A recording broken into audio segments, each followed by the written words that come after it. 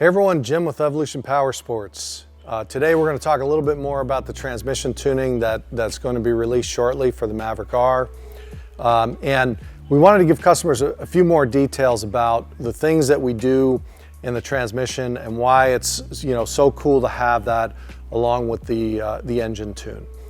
We talked about some of the shortcomings that the Maverick R has, especially in the sand dunes, and how we were able to make improvements to the transmission.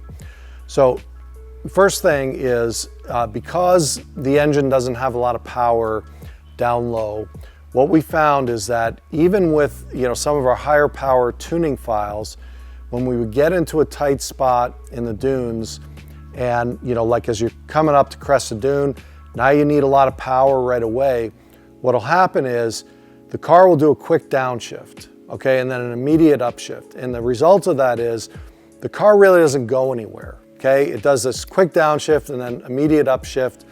And with the stock rev limiter and the stock shift points, you basically will go, a couple of miles an hour faster, and then you'll get another upshift, okay? And it's really frustrating because where you're used to with a CVT, when you stab the gas, you've got endless gear to keep going. Okay, and it's not that way with the Maverick R stock.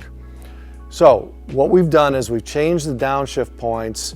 The way it works is the lower the horsepower tune, so like on a pump gas tune, the downshifts are similar, not the same, but similar to stock because we just don't have that much more power. But by changing the upshift point on the pump gas tune, so extending that out to almost 9,000 RPMs, now when you get that quick downshift, you've got a lot more RPM to build speed before it upshifts again, okay? And it's really important because, now instead of not going anywhere, you'll build some more speed before you got to do another upshift.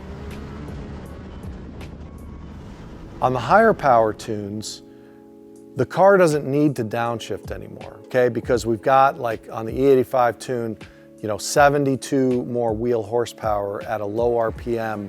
And so rather than, make the car do a downshift, we force it to hold that gear. So now when you stab that gas and you're in that tight spot, the car will just pull that gear all the way until the new, shift point, which is again near 9,000 RPMs, and you build an incredible amount of speed. It's almost like driving a CVT. So that's how good it is. A lot of the things we've talked about have been like full throttle operation, but also what we found is, when running through the whoops, whether you're desert racing or, you're just out of Glamis running sand highway, what'll happen is as the load, if you're flat-footed to the floor and the load comes off of the engine in between bumps, what we found is that the car will then upshift when you don't want it to.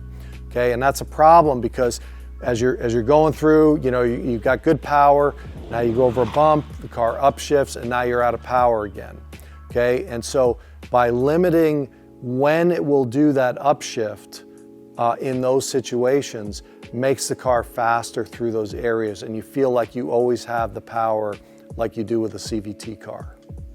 So in addition to customers, we've also done some racing. So at the Min 400, we had a couple of our racers running the transmission tune, and their feedback was they never felt like they had to touch the paddles.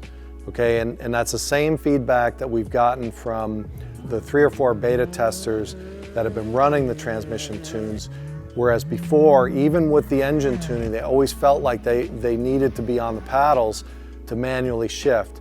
Their feedback now is that we feel like we never have to touch the paddles. And really that was our goal for this car, because although it's fun to drive with the paddles sometimes, when you're in, duning situations, personally, I don't like to, I like the transmission to work the way it should. And that's what we're going to bring you with the transmission tuning. One more thing we'll talk about is, on the higher power tunes, we are getting to the limit of what the clutches can contain power-wise at the stock pressure. Okay, and the Maverick R actually runs quite a bit of line pressure, but the amount of clutch pressure that actually gets applied to the clutch pack is much less than the line pressure. So in our tuning, on the higher horsepower tunes, we are able to add more clutch pressure so that the clutches, it's a fine balance between, building safety into the clutch tuning and having enough grip on the clutch packs to, hold that power when we need it. The last thing we want to talk about today is launch control and how that, pertains to the transmission. So obviously with a geared transmission, the launch control strategy had to be quite a bit different than it is on a CVT car, because we've got to not only allow the engine to build RPMs, but also to hold a little bit of clutch pressure on the engine to build boost quickly. So despite some of the initial reservations we had about the Maverick R and the performance, now that we've had this time to spend with it and have really, improved the engine performance, improved the transmission performance, and added launch control, it is absolutely a riot to drive, and it is now one of my most favorite cars that we've ever owned.